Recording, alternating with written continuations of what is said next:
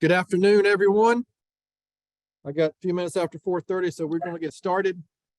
I appreciate everybody joining us today for what day is it? November 21st, Leadership and Wow Experience session.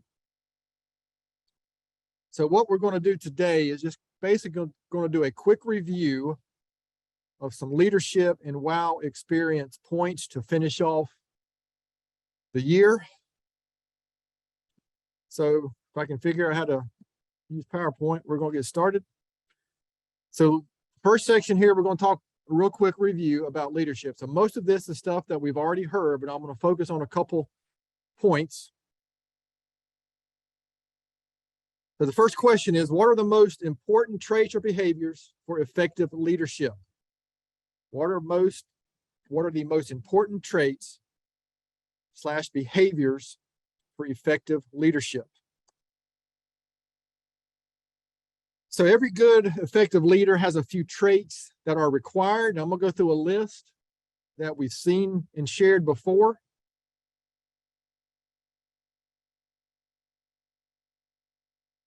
Maybe not.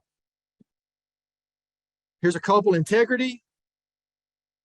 They take initiative, take action. So integrity, my simple definition of integrity is doing the right thing when nobody's watching. Taking initiative and take action. If you remember the book we kind of focused on for that was the dog poop initiative. Effective leaders have to have vision. They have to be able to see a future that's better than the future that we are currently living in and working in.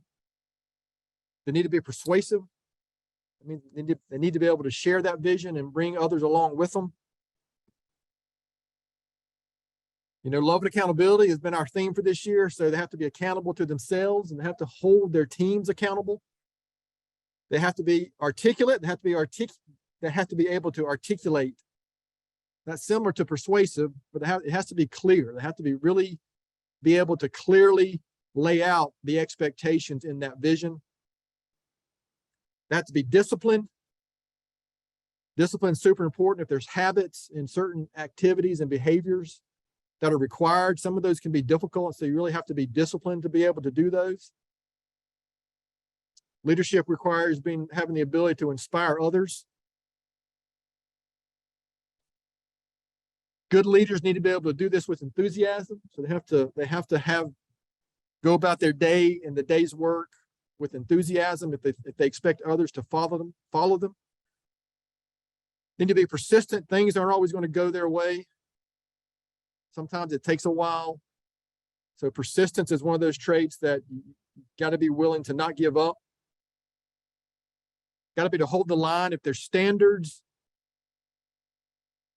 of behavior, standards of quality, standards to our core values, you have to be able to hold the line on those. Has to be courageous. As an example, you have to be able to have tough conversations at times if you're going to be a good, effective leader. Kind of goes along with that. You have to be candid. Can't be afraid to have those tough conversations. You can't be afraid to tell the truth to your teams. So this list could go on and on. However, these are all important traits and important things that we should see out of effective leaders. But my experience tells me that there are three that I think are maybe more important for leaders to be effective and virtuous. So we're going to focus for a few minutes on those three that I think are most important. The first is empathy. So I know in the last 2 years, whether we're talking about wow experiences or leadership, empathy is a topic that we've touched on. It's one I touch on at orientation with new team members. But if you go look up the definition in a dictionary, the definition says the ability to share and understand the feelings of others. My simple definition is being able to view the world from somebody else's perspective.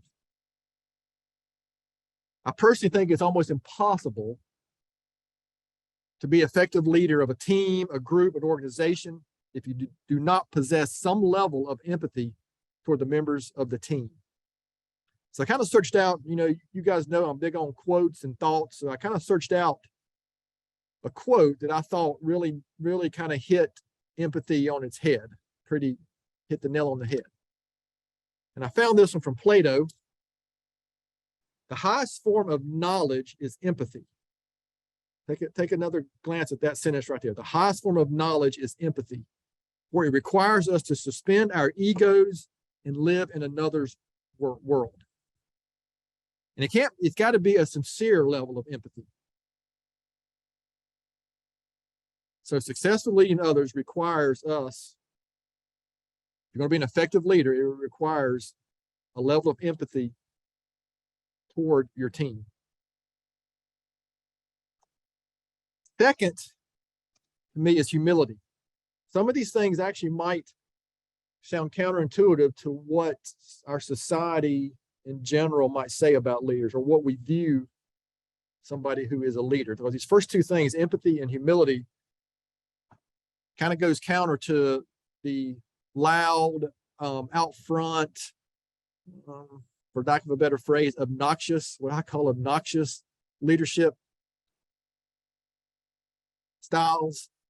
If you look up humility in the dictionary, it says a modest or low view of one's own importance. A modest or low view of one's own importance. So good leaders are aware they do not know everything and do not have all the answers.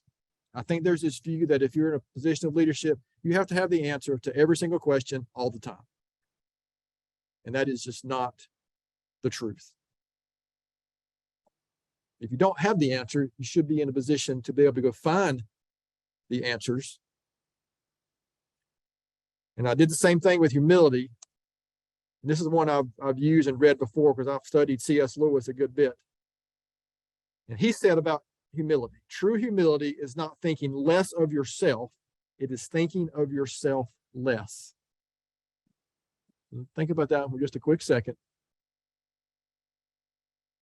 In other words, you can't be selfish and be a good leader. You have to be self-aware enough that you don't have all the answers. And this is what, you hear me talk a lot about being a constant learner. It's hard to be a constant learner and understand that you need to continue learning if you don't have a good level of humility. Now, having a level of self-confidence is fine, and that's probably an important part of being a good leader. But great leaders understand, I'll repeat this, they don't know everything and still have much to learn. Good leaders also understand that they can learn something from every interaction they have. It doesn't matter who that interaction is with. So empathy and humility are extremely critical for good leadership. All right, the third is consistency. So what we mean by that is basically consistency of behavior. So if you look up the appropriate or in this context, the definition of consistency, the achievement of a level of performance that does not vary greatly in quality over time. So that means if you're leading a team or a group or an organization, in general, that team should know what to expect from you every single day on a consistent basis. There shouldn't be these discussions every morning of, all right, what kind of mood is Stephen in today? Can I go talk? Am I going to be able to go talk to him today? Or is this one of those days I need to stay away from? Teams should know what to expect day to day from their leader. So that consistency of behavior is critical. So think about how you interact with your teams on a day-to-day basis. And do you think that they're having those conversations every morning? Or are they confident in what they can expect from you when they walk into GSM every day? Does your family know that when you come home at night? Does any other organization that you're involved with, do they know what they can expect from you on a daily basis? All right, so we're going to kind of quickly summarize what all this means, the ultimate purpose of leadership. In fact, I have shared this exact slide before on leadership. The ultimate purpose of leadership, all these traits, all these things that we've been talking about, the ultimate purpose is to help members of the team be more successful, both personally and professionally. If you do that, that means the team or the organization is going to be more successful. The second piece of that is to create more leaders. So those are the two purposes, really, in my view of leadership. And it's all these other things that we talked about leading up to this is how you go about doing it. An organization, a team, it's impossible for that team to grow and move forward if we're not helping others be more successful and creating more leaders. All right, so we're going to move on to WOW experience review and summary. That was my quick review of leadership. I just summarized about a year and a half or 2 years worth of leadership into a few slides. Now we're going to talk about what we call WOW experiences. So here at GSM, what does it mean to create WOW experiences?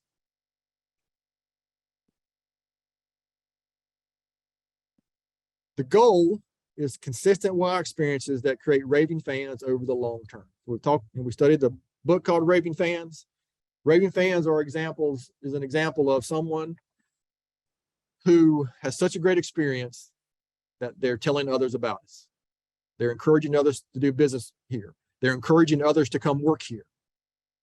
Something that we really try to talk a lot about is don't forget that this is in both internal and external customers. So we don't just want raving fans out there externally. We want our internal customers to be raving fans about GSM as well. So how do we accomplish this? And what are people looking for? So how do we go about creating raving fans? And what are people looking for? I'm going to use a acronym, ARU. So in every interaction, again, this goes professional, personal, doesn't matter. This is what team members or new team members are looking for. This is what customers are looking for. When we pick up that phone, this is what people are looking for on the other side. ARU stands for acceptance, respect, and understanding. Acceptance, respect, and understanding. If we make someone feel that way,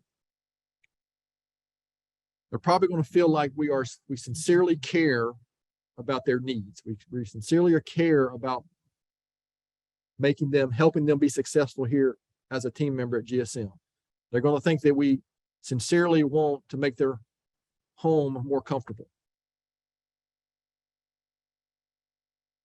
So I can't stress that one enough. And I have to admit, this was one I stole straight from Mark Madison, but I agree wholeheartedly with that.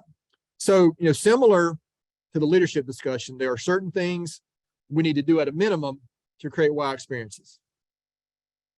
So some of these are courtesy. In the world we live in these days, it seems like courtesy and patience and grace could be a little short supply, but being courteous and nice to customers and each other goes a long way. Following our core values. We've got these core values that are kind of what I call the guardrails for how we should behave, how we should interact with each other and our customers. Providing quality work. That should be a no-brainer for us. That should be the minimum that we do. Showing up on time, especially in the construction world, the home services world. Showing up on time, unfortunately, that's a low bar, but that gets us a long way compared to others. The sundown rule, I already mentioned core values. And then I mentioned core values twice for some reason. Convenience. We live in a world where somebody can 2 a.m. order something and show up at their house the next day. So the world and how people view convenience has changed a lot in the last 15 to 20 years. Training and education. Again, remember, we're talking about both internal and external customers here and creating WOW experiences. Stand behind our work.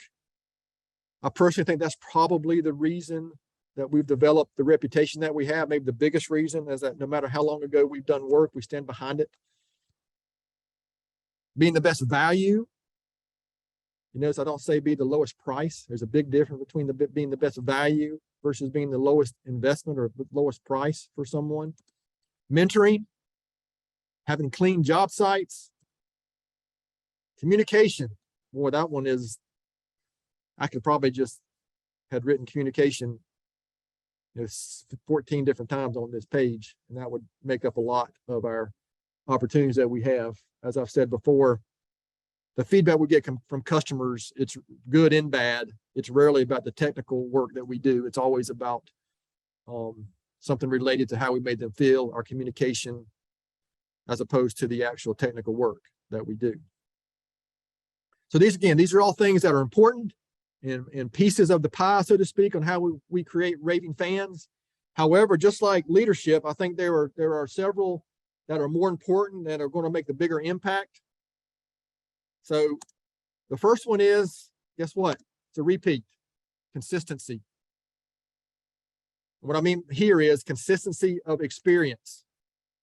Regardless of who the customer or prospect or team member is dealing with, there needs to be a consistency of experience. So whether someone in commercial answers the phone, whether someone in residential answers the phone, that experience they have should be similar. Whether Zach Mills goes out to see a customer or Dan Deneve goes out and sees a residential customer, that experience should be very similar. Don't mean necessarily the details of how they act, but how they interact, how we show choices, how we make the customer feel. That should be very consistent. And frankly, within the residential group, as an example, if someone is dealing with Mark Benton, needs something done, or Sean Messer, or Sean Driscoll, that experience should be similar. There just cannot be a broad difference on what customers and coworkers experience. So again, here I am with another one of my quotes I found. Consistency is what transforms average into excellence. Consistency of habits, consistency of experience. So whether it's answering the phone, how we treat customers and each other, how we approach solving problems. The experience from, I'll repeat, the experience from one technician to the next, one install crew to the next should be very similar.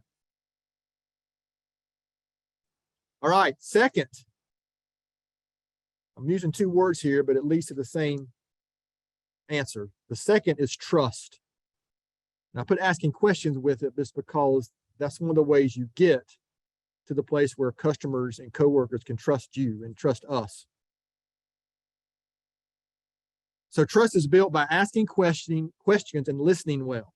What's that old phrase? People don't care how much you know until you show how much you care. Okay, so we have to be able to ask questions and listen. I know people in the residential group have heard me say this 1,000 times, but I was an average salesman because I was not capable of listening very well back when I was out doing sales. So what questions do we need to be able to answer? What's in the best interest of the customer, and will they like what we are about to do? So the customers, again, internal and external customers have to believe that what we're doing is in their best interest. We have to be able to sincerely show that what we are doing is in their best interest. And if we're getting ready to make a change within the company, a new policy, a new procedure, a new product, will they like what we are about to do? If we can answer affirmative to both those questions in most of the things we're doing or trying to accomplish, that's probably a good decision. So I found this quote, which I'd never seen before. Trust is like blood pressure. It's silent, vital to good health, and if abused, it can be deadly. So trust is one of those things, it takes a long time, and can be hard to gain trust from customers because you never know what type of experience a prospect or customer's had with another company. I know in the residential group, we've come across customers it's very hard to gain their trust because of the experiences they've had with other contractors or home service companies that they've had out to their home for whatever reasons. Customers are looking for peace of mind. In order to provide this, customers must believe, again, that we have their best interest in mind. This is the essence of trust. You can only develop that trust over time and sincerely wanting to help them. If we go into every interaction sincerely wanting to help customers, we're going to build that trust over time. All right, so the third item, this may seem simple, but it's can be kind of hard. You got to provide solutions. And it can't be cookie cutter solutions. If you build that, the way you build trust is listening to those customers and you provide solutions to, excuse me, to solutions to whatever problem it is that they have. Customers want problems solved as quickly and efficiently as possible. Again, that goes for internal and external customers that we have, whether they're people you're working with here within the company, but also with those outside the company. So there are companies out there that do not serve the customers by asking questions. Instead, they predetermine how and what they want to do and definitely do not ask good questions to help their customers. So in the residential world, especially on the HVAC side, we have a phrase we call those box movers. They kind of predetermine that this customer needs a new air conditioner. They need a bigger air conditioner. They need a different furnace. We need to add air to this room. If you predetermine the solution to the customer's problem, then that just leads to losing that trust. And it shows a lack of integrity when you're not doing the right thing by that customer. All right, so we're going to sum this up. Leadership, empathy, humility, consistency. Empathy, humility, and consistency. Those are the three most important traits, in my opinion, to be effective leader. Wow experiences. It's acceptance, respect, and understanding. It's consistency of experience, asking questions and building trust, and taking that trust that you've earned and the questions that you've asked and providing the solutions that are custom for that customer. All right, that basically sums it up. What's next in 2023? We have no idea yet. But this is the last session we're going to have in 2022. December's a busy month. Got a lot of year-end stuff going on. So sometime in late this month or in January, if we're going to do something else into 2023, we'll probably kick that off in February. But we'll get information out. We've got a lot of different ideas about what we want to do in 2023, but we appreciate your time and your interest in your listening to these sessions over the past year or two. And we look forward to doing some more of these or something similar in 2023. So thank you, and everybody have a good night, and hopefully take this information as you go leading your teams and your groups. And let's finish the year off strong. So thank you, everybody.